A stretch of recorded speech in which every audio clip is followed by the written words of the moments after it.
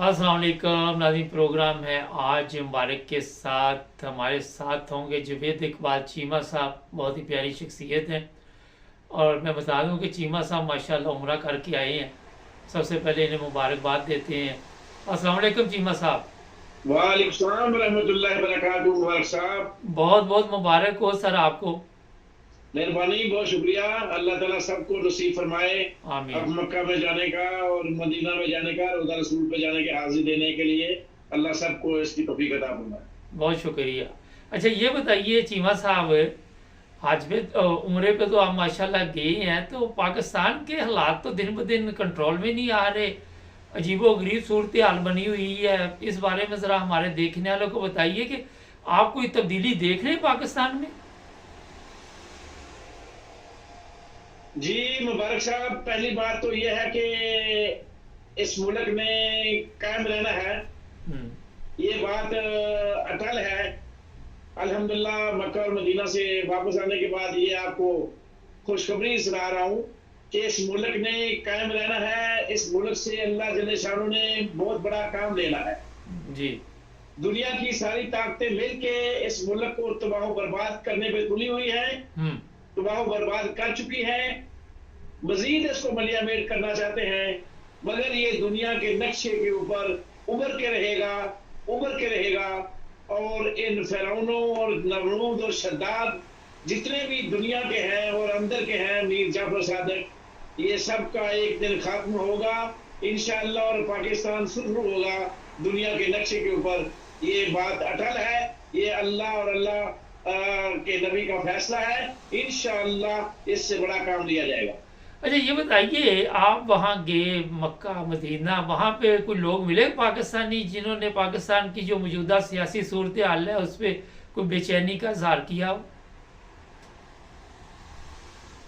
बहुत सारे दोस्त मिले, हम्म। बहुत सारे दोस्त मिले, बहुत सारे ऐसे वाकयात मेरे साथ पेश आए कि मैं आपको यहाँ वो एक एक करके सारा बयान नहीं कर सकता, वक्त कम है।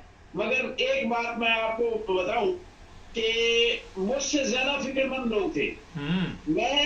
मैं उन लोगों में शामिल था जो कहते थे कि या अल्लाह इस पाकिस्तान को खत्म कर दे या फिर इन जालिमों को खत्म कर दे। हम्म। मगर अफसोस मुझे इस बात का हुआ कि जब एक असर के मगरिब के दरमियान में उदास बैठा हुआ था, रोजा रसूल पे तस्बीह कर रहा था, तो एक नौजवान, मुझे तो लगता था अफगानिस्तान पर बात पता चला कि वो पेशावर का था, वो मेरे पास आके बैठ गया और यकीन जानो मुबारक साहब, बगैर कुछ समझे सोचे, बगैर कुछ सुने, उसने मुझे कहा बाबा जी आप परेशान ना हो, सब कुछ ठीक हो जाएगा। मैंने कहा यार तुमने कैसे अंदाजा लगाया कि मैं परेशान हूँ, किस वजह से परेशान हूँ? कहता है आप मुल्क के बारे में परेशान हैं और आप ये दुआ मांग रहे हैं, आप फिक्र ना करें, इंशाल्लाह बहुत जल्द ठीक हो जाएगा। मैंने कहा यार, मैं तो हैरान हो गया कि एक ऐसा शख्स जो क्लीन शेव है और मैं उसे बाबा जी नजर आ रहा हूँ, दाढ़ी वाला और बुजुर्ग, और वो मुझसे इतना आगे अल्लाह के यकीन के ऊपर चला गया कि मुझे रोना आ गया कि तू अभी भी अल्लाह के ऊपर इतना यकीन नहीं करता। तो ये सारी बात है यकीन की। हमारा ईमान मुबारक साहब कुछ भी नहीं है, यकीन इस बात पे करना पड़ेगा कि अल्लाह की जात जो है ना, वो बरहक है, वो वाहिद है, वो अकेला है। वकान रब्बो का कदीरा, और मेरा रब बड़ी कुदरत वाला है, बड़ी शान वाला है, वो बहुत जल्द फैसले करने वाला है। मगर उसके फैसलों के दरमियान एक वक्त मुकर्रर है, वो कुछ लोगों से अपना हिसाब चुकाना चाहता है। असल मामला यह है कि मेरे यकीन पे है ना, वो मतलब हो, मेरा यकीन इस बात पे कायम रहे कि इंशाअल्लाह इंशाअल्लाह मेरा अल्लाह जो है ना, वो मेरी मेरी रहनुमाई करेगा और मेरी मदद करेगा। दुआ मांगते रहिए, इंशाअल्लाह अल्लाह से नाउमीद मत हूँ। ये उस नौजवान ने मुझे सिखाया जो कि रोज मुझे सीखना पड़ता है और रोज ईमान डावाडोल हो जाता है। तो मैं उस नौजवान को सलाम पेश करता हूँ कि अल्लाह ने उसे फरिश्ता बना के मेरे पास भेजा और मेरे यकीन को मुस्तहकम किया। ये है बात। अच्छा चीमा साहब, ये तो बड़ी अच्छी बात है कि आज नौजवान नस्ल भी जो है वो पाकिस्तान के लिए दुआ गो है और पाकिस्तान के हालात की वजह से ज़ाहिर है परेशान भी हैं। ये बताइए कि जो हालात मौजूदा हैं उस पर थोड़ी सी अब बात कर लें, क्योंकि अल्लाह से तो सब ने उम्मीद लगाई हुई है। कि सुबह हम जैसे ही उठते हैं शाम तक मुख्तलिफ तरीक़ों के साथ झूठ की सूरत में कभी सियासतदान सामने आ जाते हैं, कभी जर्नैल सामने आ जाते हैं, कभी उलमा सामने आ जाते हैं। ये झूठ का सिस्टम कब तक हमारे वहाँ पे चलता रहेगा? हाँ जी, मुबाशर शासन की बात कर लेते हैं। जी तो जो हमारी बात होती है ना, वो होता है तजिया। जी हालात को देखते हुए तजिया हम करते हैं। बाकी एक बात अटल है कि होगा वही जो मेरे अल्लाह चाहेगा। कल भी वही हुआ जो मेरे अल्लाह ने चाहा, आज भी वही हो रहा है जो मेरा अल्लाह चाह रहा है, और कल आने वाला भी वही होगा जो मेरा अल्लाह चाहेगा। तो हालात जो नजर आ रहे हैं ना, वो ये है जो सियासी मंजरनामा के हम सब समझते हैं ना कि एक झूठ जब इंसान बोलता है ना, तो वो एक झूठ को छिपाने के लिए उसको 1000 झूठ बोलने पड़ते हैं, वो उस दलदल में फंस जाता है।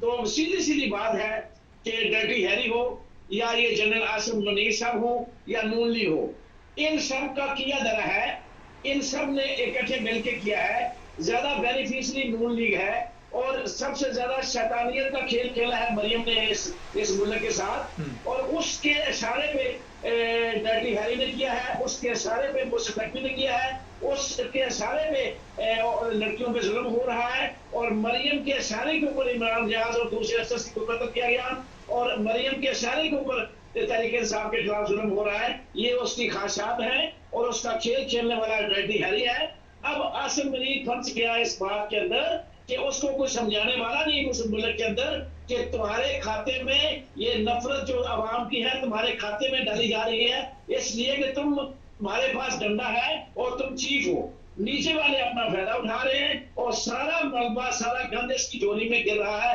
इसको कोई समझाने वाला नहीं है। थोड़ा सा इसका अपना भी कसूर है कि इसका झुकाव है, या इसकी कोई ब्लैकमेलिंग है, या इसकी कौन सी रीढ़ की हड्डी उनके हाथ आई हुई है, या किस बात से ये गाना है, ये मेरा अल्लाह जानता है। क्योंकि हम मफरूजों में बात नहीं करना चाहते। जो असल हकीकत है वो नून लीग मरियम जानती है, नवाज शरीफ जानता है, और जनाब आसिम जानता है कि इनके अंदर के दरमियान कौन सा काला राग जो है ना वो चल रहा है।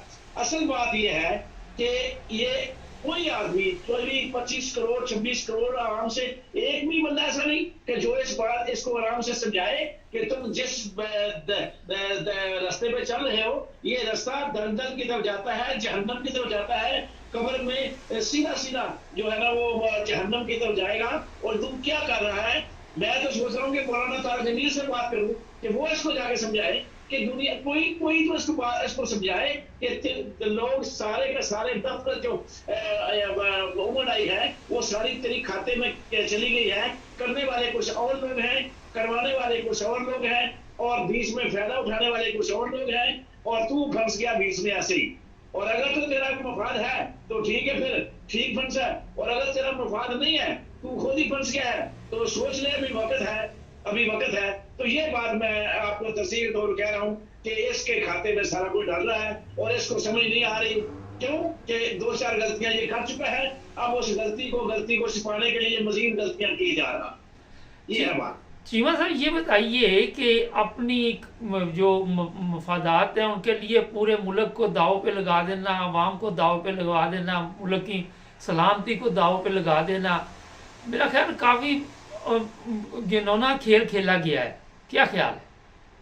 असल में बात तो वही है ना जी, सर जमीन की, कि मुसलमान जो है ना जब पट्टी से उतरता है ना, कि जब उसके अंदर ये बात वो नहीं आती, वो दीन से दूर होता है, और उसके ज़हन के अंदर जो है ना दुनिया का मफाद सामने आता है, तो फिर वो दलदल में फंस जाता है।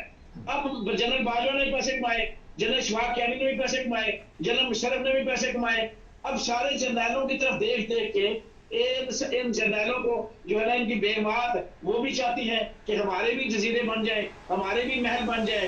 तो इसके अलावा एक और गेम भी है जो बड़ी आम हर आदमी जानता है कि अमेरिका, इंडिया और इसराइल क्या गेम खेल रहा है पाकिस्तान के साथ। तो ये मंजर पे लोग आज आ जाते हैं।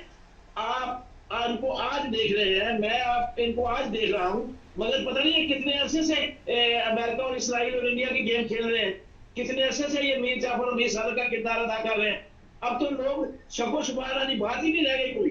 अब तो वाज़ेह नजर आ रहा है कि ये लोग किसके लिए काम कर रहे हैं, किस एजेंडे पे काम कर रहे हैं। और ये सीधी सी बात है कि इनको जब हायर किया गया था, इनके साथ जब अमेरिका या इंडिया या इसराइल ने तल्लुकात बनाए थे, तो वो कितने अरसे पहले थे। अब ये उनका गेम खेल रहे हैं, ये उनका उनका मफाद जो है ना वो सोच रहे हैं, उनके मफाद को आगे रख के और अपने मफाद को आगे रख के इस कौम को कुर्बानी का बकरा बढ़ा रहे हैं। तो करने दे रहे, जो करते रहेंगे क्या होगा। इस दुनिया के अंदर बड़े बड़े नमरूद आए, बड़े बड़े शद्दाद आए, बड़े बड़े फिरौन आए, सब आके अपनी अपनी बोली बोल के चले गए, सब अपने अपने जुल्म करके चले गए। आखिर एक दिन जो है ना ये सूरज भी ढलेगा, एक ये भी क़यामत का दिन जो है ना मंजरनामा खत्म होगा, ये जुल्म खत्म होगा और आखिर एक दिन इनको जुल्म का हिसाब देना पड़ेगा। चीमा साहब सब आए चले गए, मगर इसका जो सूरत हाल है कि ये हमारे मुल्क के साथ ही ये सारा कुछ खेलना था। जिन ममालिक के आपने नाम लिए, हमारे साथ और भी तो ममालिक हैं, इंडिया है, बांग्लादेश है। हमारे लोगों में ज़्यादा मीर जाफर, मीर सादक पाए जाते हैं। हाँ, कहते हैं ना कि जिस दरख्त को फल लगा हो, ईंटें उसको ही बाजती हैं। पाकिस्तान लोगों को नजर आ रहा है कि पाकिस्तान एक ऐसा खित्ता है जहां से ये शमा रोशन होगी दीन और इस्लाम की, और इसी को नुकसान पहुंचाना है और इसीलिए इसी को नुकसान पहुंचाया जा रहा है। वही दरख्त वाली मिसाल है कि जिस दरख्त के ऊपर फल होगा उसी दरख्त के साथ जो है ना वो खिलवाड़ होगा, उसी को ईंटें बचेंगी, पत्थर बढ़ेंगे, उसी को जो है चढ़ा जाएगा। ये सूरत हाल है। बहुत शुक्रिया चीमा साहब, आपने टाइम दिया। अपना ख्याल रखिए। बहुत धन्यवाद, थैंक यू। सुबह का बूला शाम को घर आ जाए तो उसे बूला नहीं कहते। ये मिसाल आपने सुनी होगी, पंजाबी भी दसदा है, सुबह का भुलिया शाम को घर आ जाए उन्होंने भुलिया नहीं कहते। आज भी जिस तरह मोहतरम चीमा साहब ने बड़े प्यारे अंदाज के साथ हमारे चीफ ऑफ आर्मी स्टाफ को मुतवज्जा किया, इससे ही कोई ऐसी बात नहीं। गलतियाँ इंसानों से होती हैं, मगर समझदार इंसान गलतियों से सीखते हैं। बजाय ये नहीं होता कि गलतियों से सीखने की बजाय और गलतियाँ शुरू कर दें। तो मेरा ख्याल है कि गौर करना चाहिए। शाम को हालात आज़रा में देखते हैं कौन होंगे हमारे साथ जुड़े रहें और सब्सक्राइब करना मत भूलें।